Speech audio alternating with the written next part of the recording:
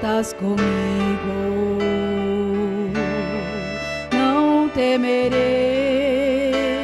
o mal que a mim vier. Tu disseste que onde eu estiveste, tu estarias comigo, Senhor, confiando na tua promessa, seguirei, meu Jesus, seguirei.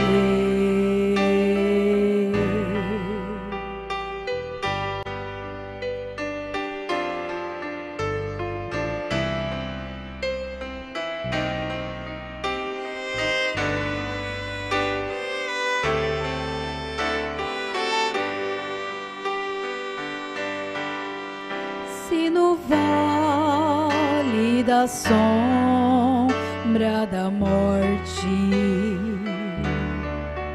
venha eu algum dia andar,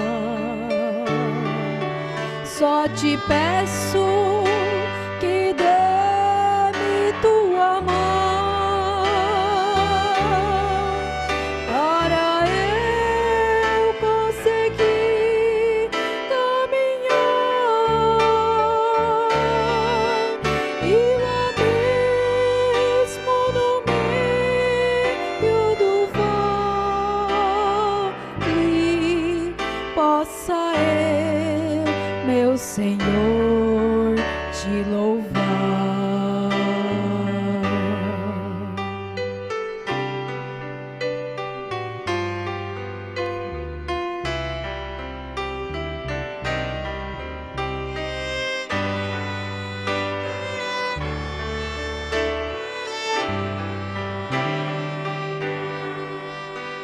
E quando findar essa vida, já bem longe da tribulação, poderei então ver face a face o autor da minha salvação, e com ele no gozo eterno estarei para sempre em Sião.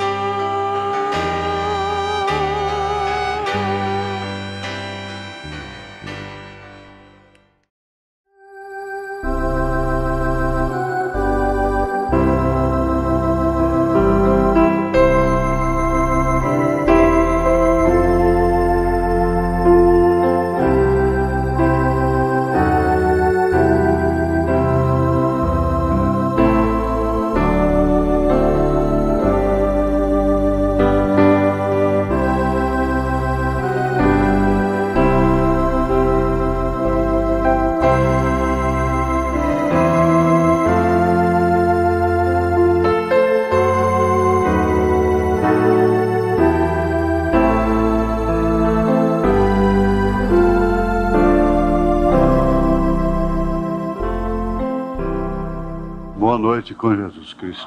Amém.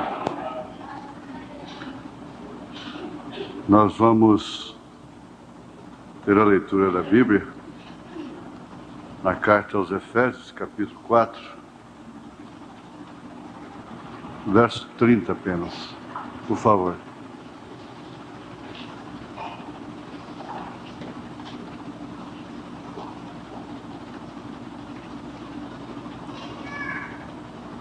Verso 30. E não entristeçais o Espírito Santo de Deus, no qual estáis selados para o dia da redenção.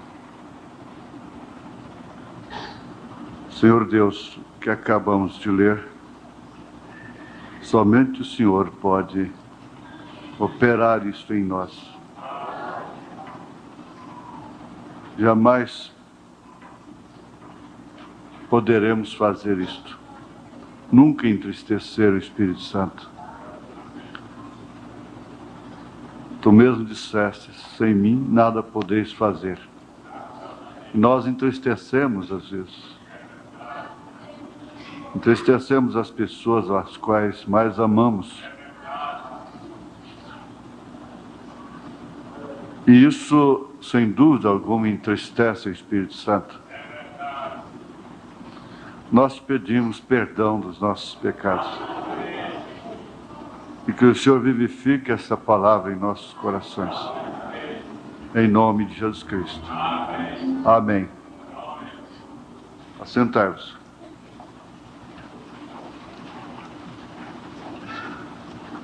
Hoje é um dia comemorado, principalmente no mundo supersticioso, criado nas superstições de Roma.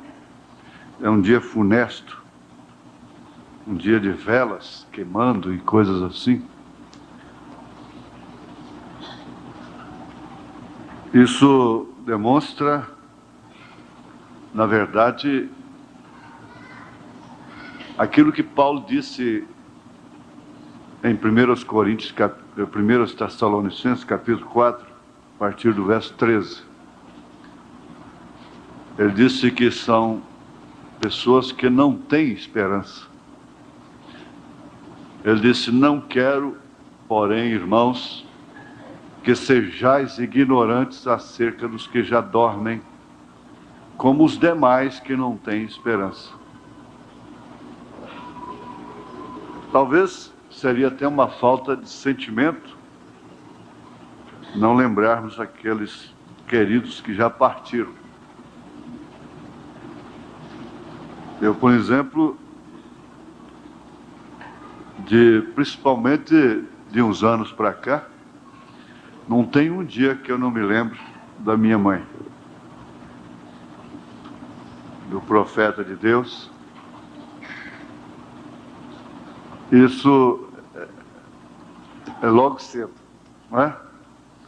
Agora, a gente fica pensando assim, na verdade, há muito sentimento nobre, mas carregado de superstição, de uma fé enganosa, de doutrina que não tem nenhuma base bíblica. Os cristãos nunca, jamais queimaram velas por quem já morreu, por almas. Este é um costume herdado dos pagãos. Contudo, a gente respeita, não pode se fazer nada, mas não participa também, não? Há tantos dias para ir ao cemitério, tem que ser o dia marcado por Roma. Agora vamos ver aqui, isso tudo está relacionado com uma coisa que é fundamental, é a falta do Espírito Santo. Porque o Espírito Santo guia a pessoa na verdade. Não guia a pessoa em superstições, através de superstições. O Espírito Santo guia na verdade.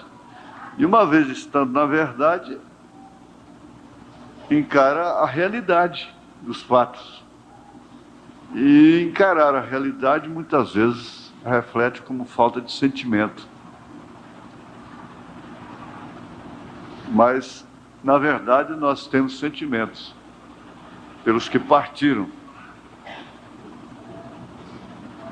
Foi ontem que o irmão foi sepultado, foi ontem. Segunda-feira. Eu cheguei lá, já não alcancei mais o culto. O caixão já ia saindo. Ele foi para Nazário, foi levado para Nazário. Mas o que eu disse lá para a irmã Lloyd, que era nora dele, né? Nora do irmão que partiu, eu disse para ela, olha, ontem tivemos um culto no tabernáculo, e que foi realmente uma profecia, não é? Para a família. Agora, a irmã Hope, estando já do outro lado, ela se manifestou através da êxtase do profeta, e ele a encontrou muito feliz do outro lado com sua filha, que não era mais um bebê, mas já uma moça crescida, muito bonita, não é? Porque lá não tem anjinho, criancinha. Isso é outra herança do paganismo. Lá não existe anjinho, criancinha. Toda criança vai ao céu, mas lá não tem criança, não tem nem velho. Nem velho, nem criança. Todos são jovens. Mas me vem na lembrança aquilo que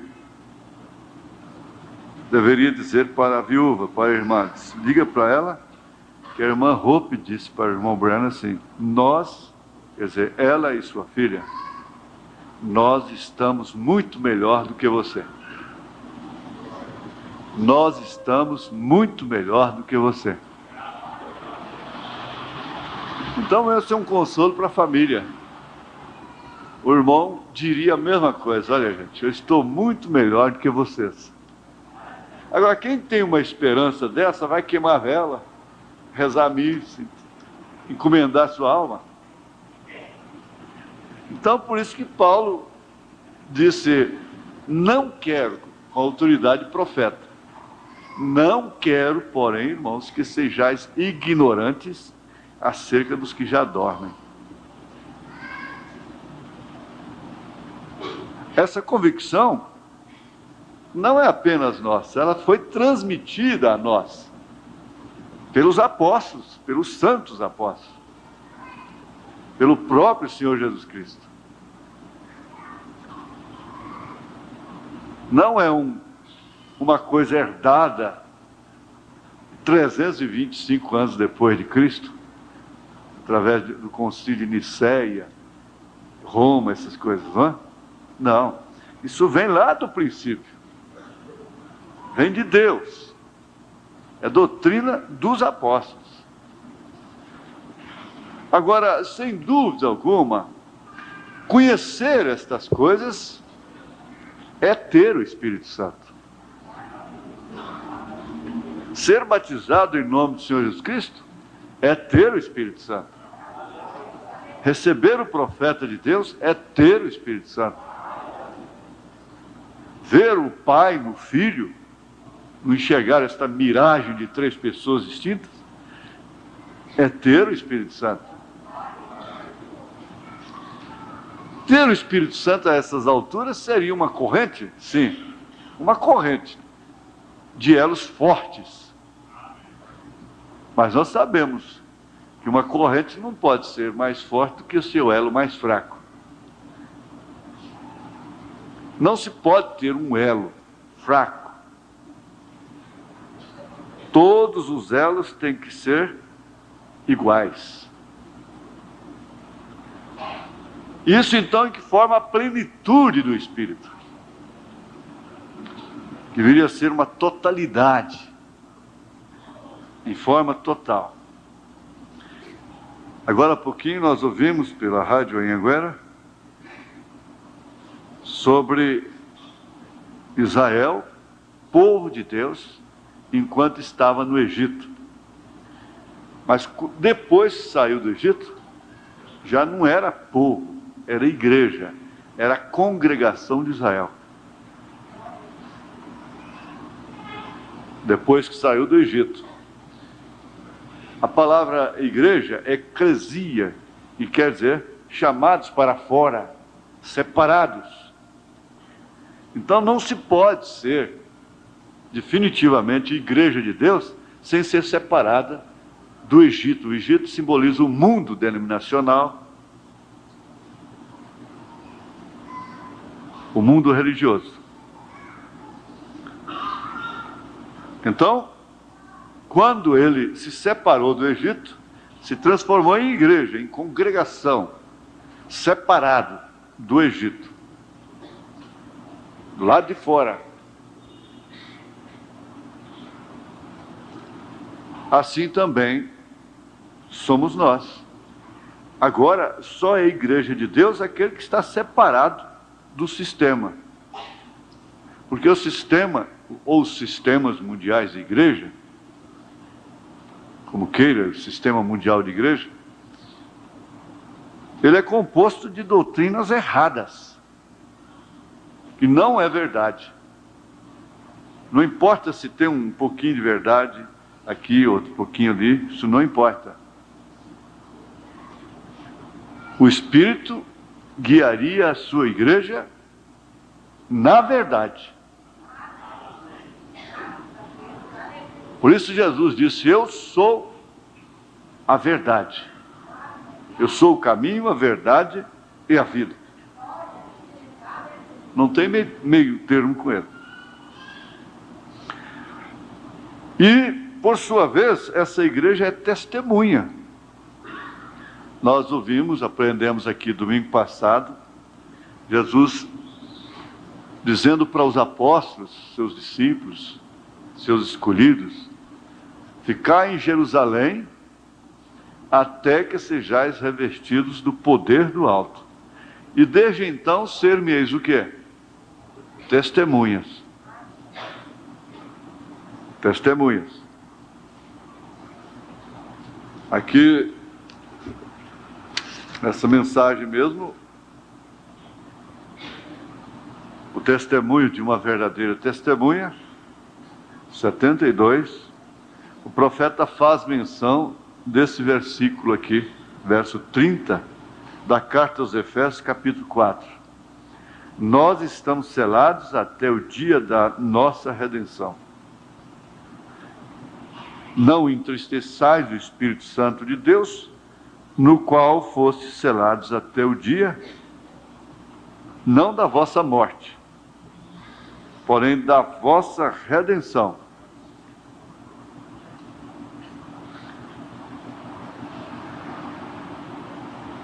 Selado até o dia, não da morte,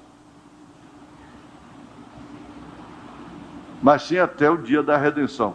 Veja, depois que a morte já tiver acabado, você ainda está selado. Porque essa redenção aqui se refere àquilo que já está escrito lá em Tessalonicenses. Eu não quero, irmãos, que sejais ignorantes acerca dos que já dormiram, como os demais que não têm esperança. Mas como Cristo ressuscitou, assim também Cristo tornará a trazê-los consigo. E depois, sob a voz, alarido, a voz de arcanjo, a trombeta de Deus, eles serão ressuscitados. E nós, os que estivermos vivos, seremos transformados e subiremos. Então, esse subir aí, essa subida, incluindo a ressurreição, é que é a redenção. Essa aqui é a redenção completa, final, para subir. Então, está selado, não é só até morrer. Ele diz uma coisa aqui muito importante.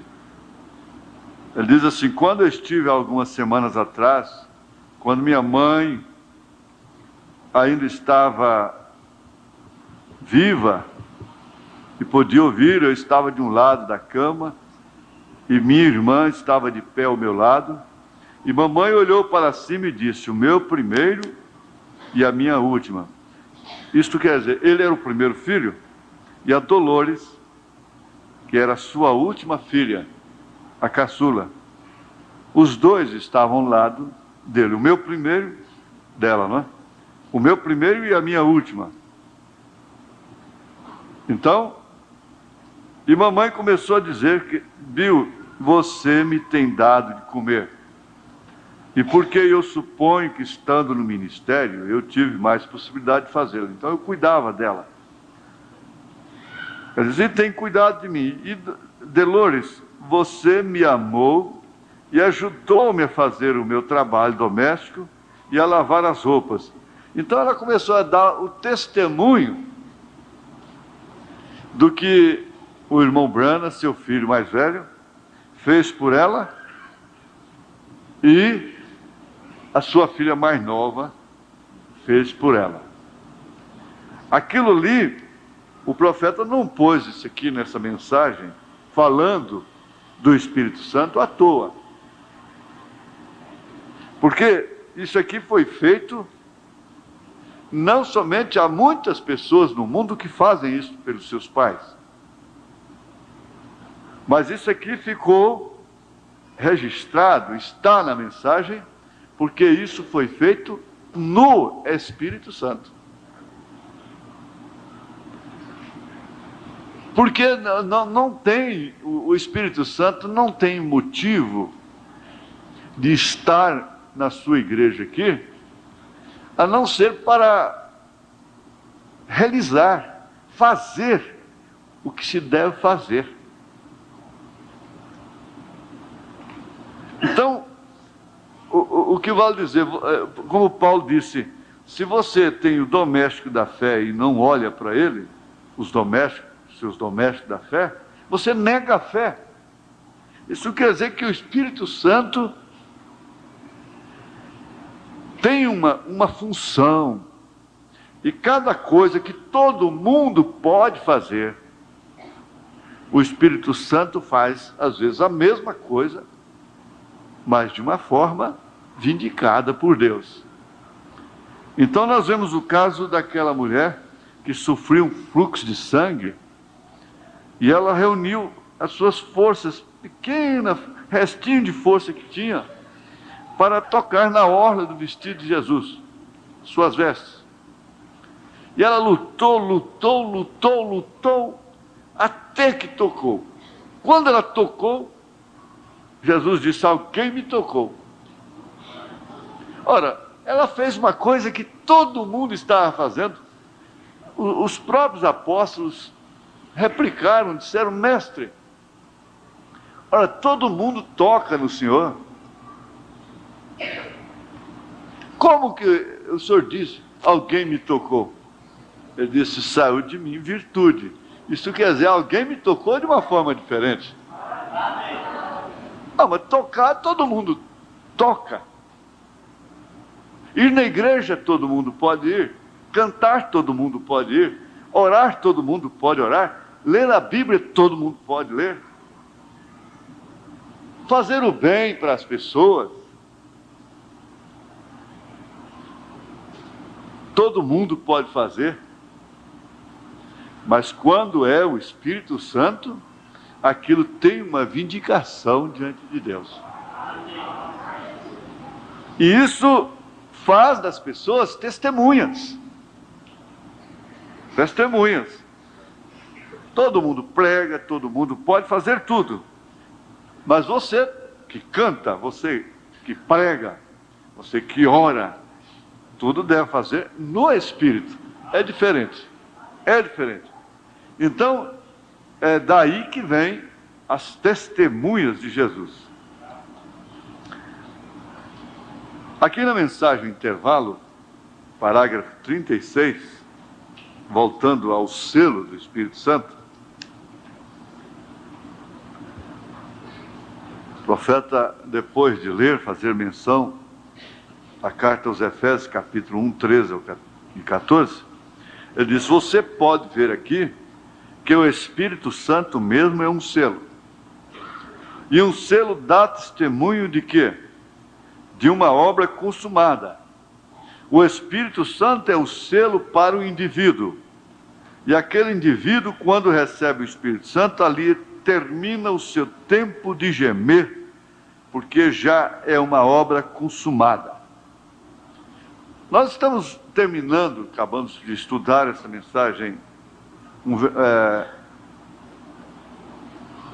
um verdadeiro sinal que se deixa passar por alto, né? Então, ele está preparando o povo, naquela época, ele estava preparando o povo para receber um profeta, para receber Elias, o ministério de Elias. Porque ele nunca diz, eu sou esse homem, eu sou essa pessoa, eu sou Elias. Ele nunca disse. Ele estava preparando e dizendo que o povo deveria orar, e ele clamando a Deus para enviar esse profeta. Ora, e somente pelo Espírito Santo esse ministério seria reconhecido. É como aconteceu lá com Jesus, quando ele veio a primeira vez.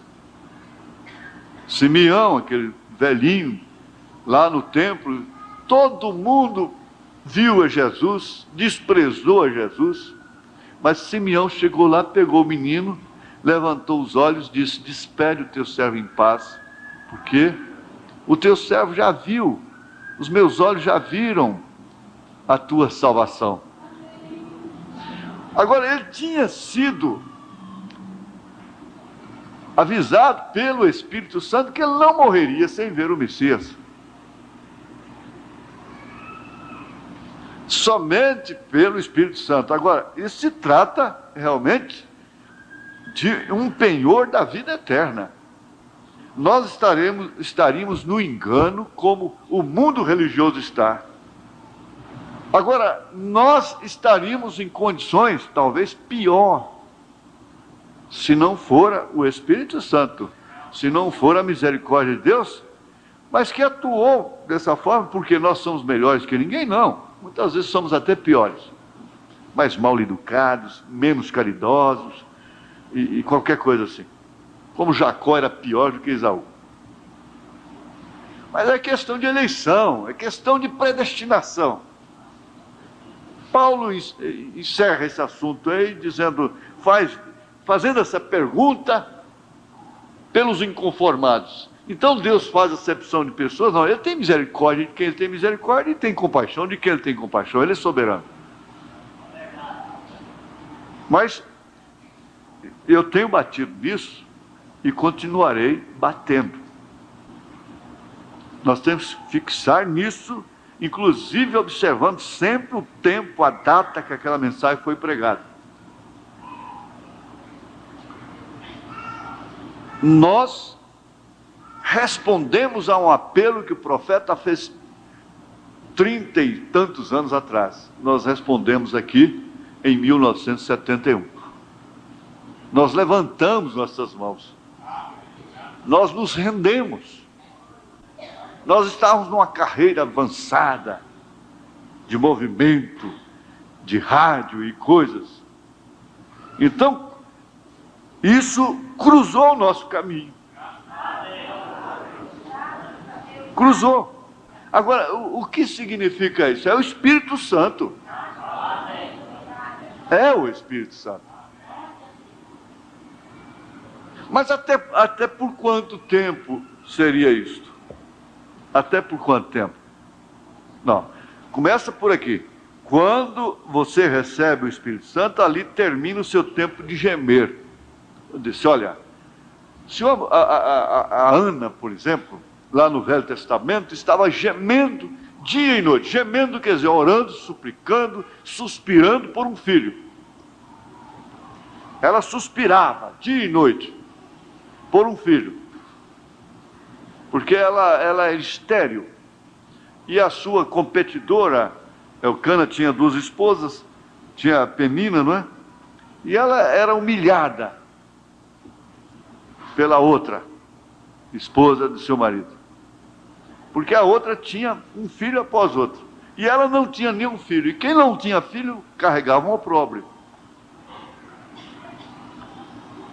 Então vocês conhecem, ela foi para o templo e lá ela começou a orar, somente mexendo com seus lábios, não gritava, não tinha emoção, sensação nenhuma para gritar. E Eli, o sacerdote, chegou e disse, você está embriagada? Se você vem para o templo, ela não saiu cuspindo fogo, como dizem. Ela tinha razão. porque ela foi considerada como uma filha de Belial. Mas ela foi humilde, ali foi o segredo, porque chegou a hora dela. Era a hora da vitória dela. O segredo era estava ali o último teste dela. Mas ela disse: não, meu senhor, eu não sou uma filha de Belial, eu não estou embriagado, eu sou uma mulher amargurada de coração, eu estou gemendo por um filho. E esse filho, você sabe de quem fala, né? Esse filho é Jesus Cristo em nossa vida. Agora, aí Deus mudou o quadro. Veio, assim diz o Senhor, a palavra falada na boca do sacerdote, e disse: você vai, que sua petição já foi ouvida. Desde então cessou o seu gemer. A Bíblia diz que ela passou a comer, dormir, seu semblante mudou, mesmo antes de conhecer seu marido. Isso quer dizer, antes de deitar-se com ele, ela já ficou feliz, satisfeita. Seu semblante mudou, porque ela ouviu o assim diz o Senhor. Talvez, será que nós não estamos nessa etapa? Nessa fase? Mas o que acontece? Ela concebeu seu filho Samuel. Agora, o que eu quero explicar, deixar bem claro é isso. Depois de gestante, ela estaria no templo, mas gemendo por causa de um filho? Não tem como uma mulher ficar desejando um filho se ela está gestante. Num processo de gestação normal, acompanhada, e ela está clamando por um filho?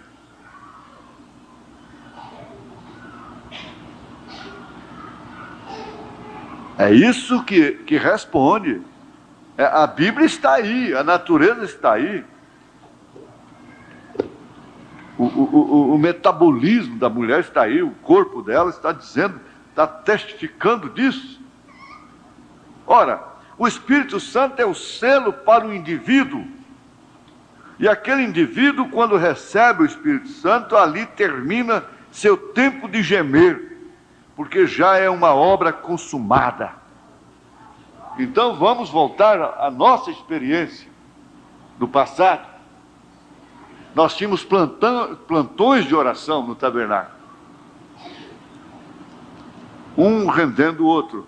Era dia inteiro oração, oração, oração e clamor e aquele gemido. As denominações estavam sofrendo um avivamento, colocavam o país todo em jejum, e haviam reuniões de orações por todas as partes. O que era isso? Era pedindo inconscientemente a vinda do profeta, pedindo a mensagem. O mundo todo passou por essa experiência.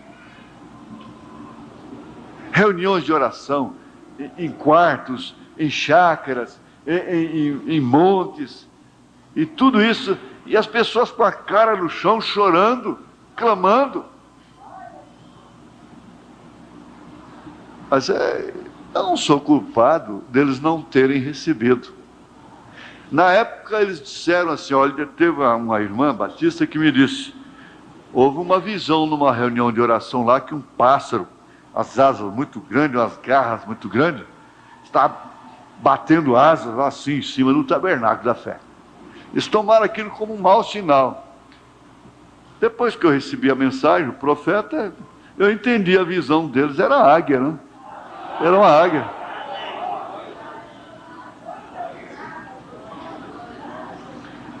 Era uma águia. A águia fala dos profetas na Bíblia. É a última era que nós temos agora, é a era da águia. É do leão, do boi, do homem e da águia. São as 4 criaturas. Então eles próprios testificaram, mas eles rejeitaram o tempo da visitação. Mas por falta de predestinação, de eleição. Não que nós fôssemos melhores do que eles. É isso. Não que Jacó fosse melhor do que Esaú. Pelo contrário. Mas aí está a coisa. Porque o Espírito Santo, ele tem que ser calibrado por estas coisas. Como é que você pode ter o Espírito Santo e rejeitar seu batismo em nome do Senhor Jesus Cristo? Um reverendo foi me visitar e disse: escuta, você foi batizado em nome do Senhor Jesus Cristo? Falei: foi. E você não tinha o Espírito Santo antes de ser batizado em nome do Senhor Jesus Cristo? Então, disse: não, a prova que eu tinha o Espírito Santo é que eu não rejeitei o batismo em nome do Senhor Jesus Cristo. É uma prova. Agora, nós podemos entender que isso não é tudo, que nós ainda estamos com o Vale de Jaboque aí na frente. Tudo bem. Mas quem não começa, não termina. Se não começou, se não passou nem pelos rudimentos. Agora, tem uma coisa, fique certo, crer no profeta não é rudimento, não. Pode ser que ser batizado em nome de Jesus Cristo é rudimento, mas crer no profeta de Deus não é rudimento. Não. Nós temos aí no mundo, aí existe uma denominação de unicistas. Eles batizam em nome do Senhor Jesus Cristo, mas eles não creem no profeta. É isso. Agora ele continua aqui, para exemplificar. A palestra é castigada pelo relógio, não é? Por exemplo, em anos passados, eu trabalhava com uma empresa de estrada de ferro. Nós carregávamos os vagões de certa mercadoria, como, por exemplo, latas de alimentos, de uma empresa enlatadora de frutas e outros víveres. Quando terminávamos, antes de colocar-lhe o selo nesse vagão, chegava primeiro um inspetor para certificar-se de que tudo estava bem colocado. Porque, de outra maneira, na primeira parada do trem, tudo cairia e se romperia a perder, e a companhia de estrada de ferro teria que pagar aquela mercadoria toda. Então tinha que estar bem arrumado, bem empilhado, tudo bem arrumado dentro dos vagões. O inspetor examinava tudo para assegurar-se que estava bem colocado. Se não estava bem, ele rejeitava o vagão. E tínhamos que carregá-lo de novo até que o inspetor estivesse satisfeito com a carga. Quando ele via que tudo estava bem, fechava a porta. O inspetor fechava a porta. E o próprio inspetor punha o selo sobre a porta e dali em diante, ninguém podia romper aquele selo até que o vagão chegasse a seu destino. Considera-se então de uma maneira clara. Concebida de uma maneira clara. Que a vida deve ser posta em ordem. Que o Espírito Santo tem uma função de ordenar os passos do justo. Os passos do justo são ordenados pelo Senhor. E se a sua vida como mulher, em várias circunstâncias que existem, não estiver ordenada pelo Espírito Santo, essa vida vai ficar desarrumada. É a primeira bacada que dá, esparrama tudo. Como homem. Primeira bacada que dá, desordena tudo, espatifa tudo. Com razão, a Bíblia diz: os passos do justo são ordenados pelo Senhor. Paulo disse lá, ainda li isso hoje, que aquele que não quer trabalhar, que também não coma, que precisa ter a vida ordenada no sentido do trabalho.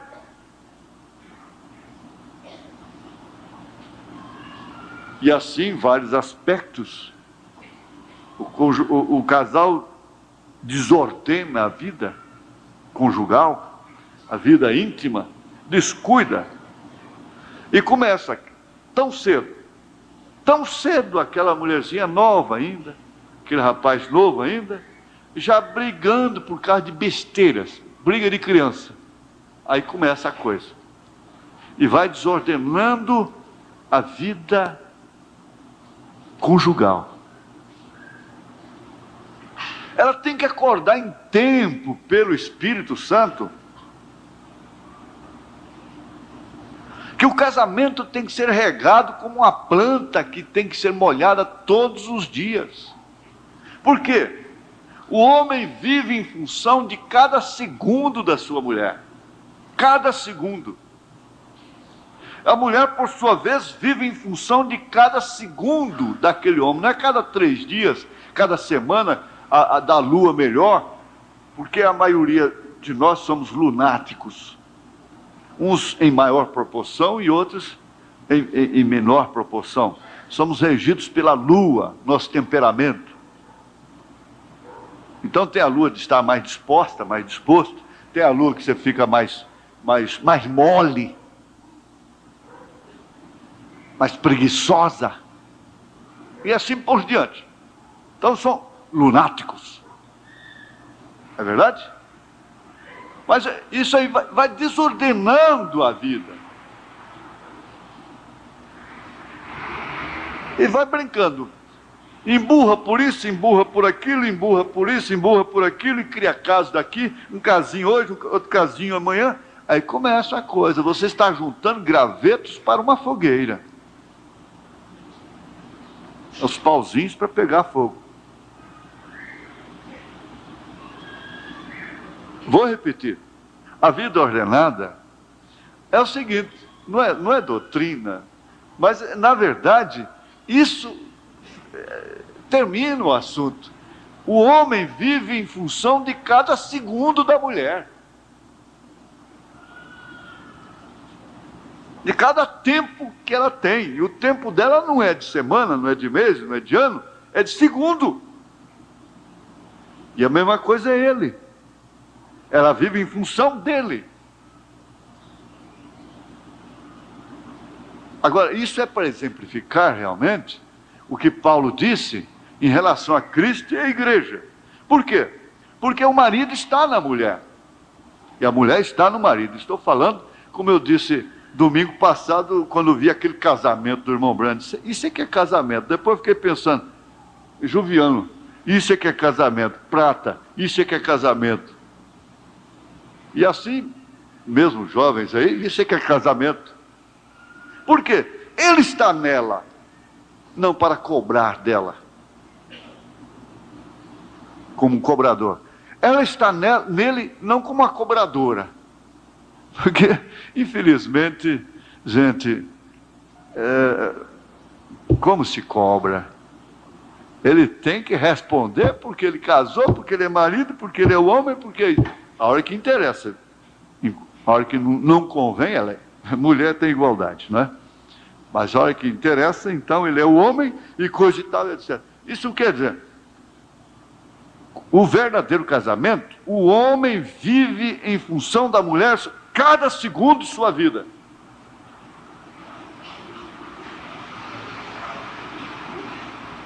Não vai pensar que isso é tonteria, não. É verdade. E ela vive em função dele a cada segundo de sua vida. Não tem que ficar quebrando cabeça adoecidamente para isso. Não é isso. É exatamente, Paulo disse, é exatamente o mistério de Cristo e a igreja. Agora, Cristo está na igreja e a igreja está em Cristo. Quer dizer, a igreja chega a ser Cristo. E Cristo é a igreja. Porque o Espírito Santo é a pessoa de Cristo na igreja. Não é simplesmente com a igreja. Porque tem muita gente por aí que Jesus está com eles, mas não está neles. Há muitos casais que por aí que estão com mas não estão em. Um está com o outro, mas não está no outro. Então Jesus disse: o Espírito de verdade que o mundo não conhece, não pode receber, porque habita convosco. Era ele, Emanuel, Deus conosco, conosco. E que estará em vós, porque Pai sobre nós, é Deus sobre nós. Filho é Deus conosco, Emanuel. Espírito Santo é Deus em nós, em nós. Agora, em nós, Ele ordena todos os nossos sentimentos. Não tenha dúvida, nós passamos a viver em função dEle. Porque é assim o casal verdadeiro, casal que se ama, que casa por amor, por revelação de coração para coração. São almas gêmeas.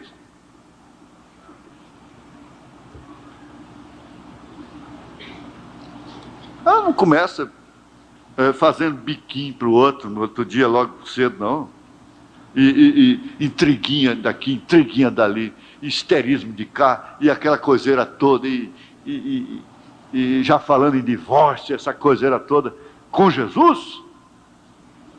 A igreja não está assim, pensando: o Senhor está me deixando sofrer, eu sou fiel, Senhor, eu sou fiel, e o Senhor não olha para mim, o Senhor não cuida de mim.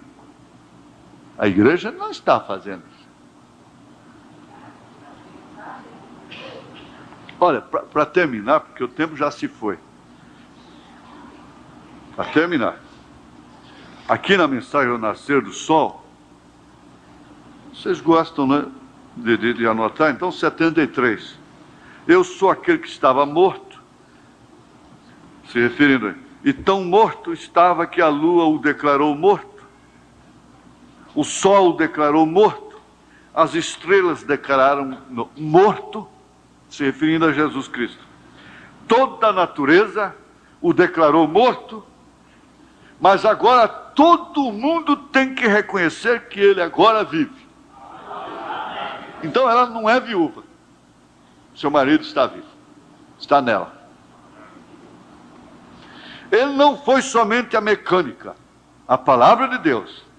Foi também a dinâmica que provou a mecânica. E se ele, sendo o noivo, a noiva tem que aparecer porque ela é parte dele. E ela somente pode ser a manifestação do cumprimento de toda a revelação. Ela só pode manifestar a ele. Se faz alguma coisa diferente do que faz o noivo, então não é a noiva. Porque ela é carne de sua carne, ossos de seus ossos, vida de sua vida, poder de seu poder. Ela é ele. É igual ao homem e sua esposa. Olha, está no parágrafo 73 da mensagem ao nascer do sol. É igual ao homem e sua esposa. Não tem como pregar Cristo e a igreja sem falar em casamento, não, gente. É igual ao homem e sua esposa. Eles são um. Eles são um. A mulher foi tomada de seu lado. Ela recebeu o espírito feminino dele e a carne de seu lado. E assim se formou a mecânica e a dinâmica, a esposa. E o espírito e a carne formaram a mecânica e a dinâmica. É isso?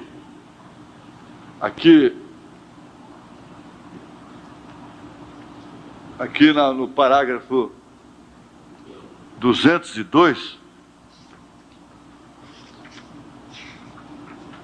parágrafo 202, ele diz, agora já para terminar, sobre o selo, né? Recordem, o poder vivificador, observem bem o que temos visto neste dia. O poder vivificador tem chegado até nós para abrir os 7 selos. Que foi aquilo? Foi acaso a inteligência de um homem? Não. Foi o poder vivificador de Deus. O poder vivificador de Deus nos predisse que isto sucederia. O poder vivificador fez com que o mundo testificasse que isto é a verdade. Só está ali, ó. O anjo do Senhor, o qual lhes tenho dito que está nessa coluna de fogo, o poder vivificador permitiu que o mundo testificasse que é a verdade. Todas as duas. Aquela ali eu tenho a revista Life, de 1963, que foram observatórios científicos lá do Arizona, nos Estados Unidos, que fotografaram aquilo. Não foi fotografia de amador, não. De particular, ou mesmo profissional, fotógrafo, não. Isso foi observatório que fotografou aquilo. Eu tenho a revista ali, né? Então o mundo sabe, viu isso. Isso ali foi comprovado pelo FBI. Está aqui não é para ninguém adorar, é para testemunho. Ninguém adora aqui, ninguém. Nós adoramos a Deus, mas está aqui para testemunho. Certo? O anjo do Senhor, o qual lhes tenho dito que está nessa coluna de fogo, poder vivificador, permitiu que o mundo testificasse que é a verdade. E nisso eles não sabiam o que era. E nós, os que estávamos vendo da maneira correta, vimos que era nosso Senhor. Veem vocês? Foi Ele quem abriu esses selos. Ele é esses selos, porque toda a palavra é Cristo. E Cristo é os selos que foram abertos. Então, o que foi a abertura dos selos? Foi a revelação de Jesus Cristo. Os mesmos 7 anjos representam as igrejas. Tudo foi completo. E nós nem o podíamos entender. Porém, foi os que tiraram a fotografia, não fomos nós. E ali está ele parado, o juiz supremo, mostrando que ele é o alfa e o ômega, o princípio e o fim, que é tremenda identificação. O poder vivificador fez isso por nós. O poder vivificador nos permite ver sua vinda. O poder vivificador nos resgatou da morte e nos trouxe a vida. O poder vivificador dá discernimento para saber o que tem a gente que fazer e se ordenar. E para saber o que fazer e se ordenar. Esse poder vivificador é o Espírito Santo, é o selo. Esse selo foram abertos não para o mundo, gente. Para saber o que você fez e o que não devia haver feito. E o que devia haver feito, como também o que você será. Então, em suma, ele ordena a sua vida. Quando Deus quis preparar Ezequias, o profeta chegou lá e disse: põe a sua casa em ordem, porque o Senhor vai te levar. E a função do Espírito Santo é essa. Nós não dá tempo mais, temos que parar por aqui. Não é para nós sentirmos emoções e coisas e termos bastante alegria. Não é isso. A função dele, agora nessa hora que nós estamos vivendo, é ordenar. Agora, se eu não posso ordenar, que o Senhor tenha misericórdia de mim. Eu vou começar. Se você não pode, comece, quem sabe ele... Porque tudo depende de começar, não é? Diz que comer e começar é só coçar e comer é só comer. Como é que é? Comer e coçar é só começar. Não é verdade? Então comece, faça alguma coisa de ordenar. Isso pode dar certo. Amém? Porque, olha, está bem claro que o Espírito Santo não é para botar a gente gritando aí, não é isso não. O Espírito Santo, a essa hora, põe a tua casa em ordem, porque eu vou te levar. Agora sim.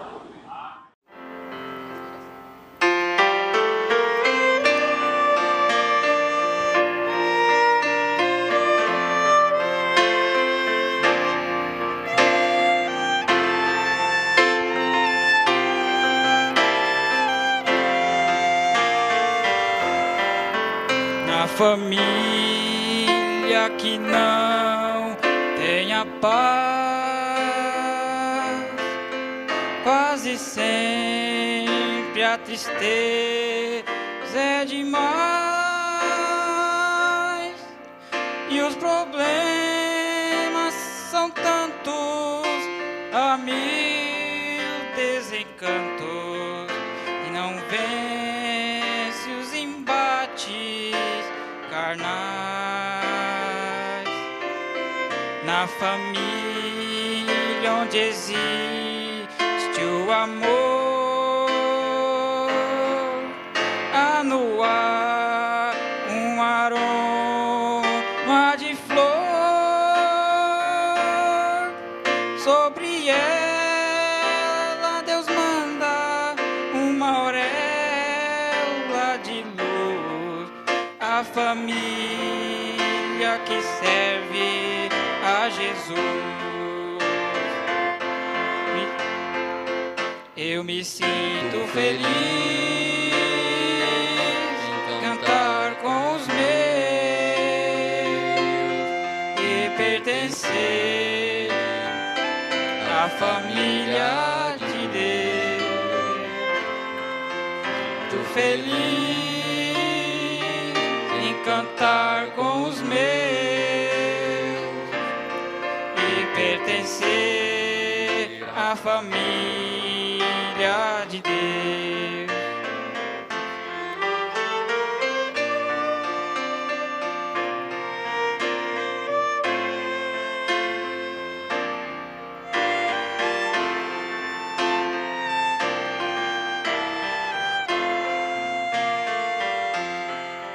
Quando brilha divina manhã,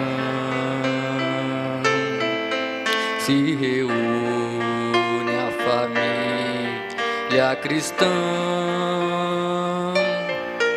e dos lábios se ouvem a celeste canção, que acampado dos anjos estão.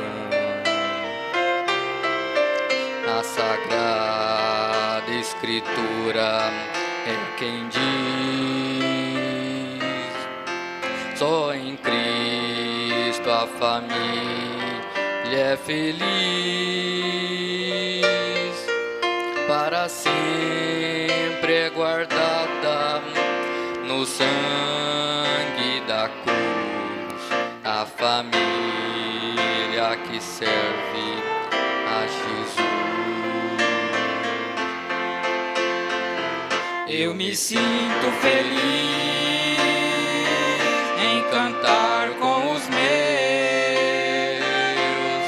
e pertencer à família de Deus. Eu me sinto feliz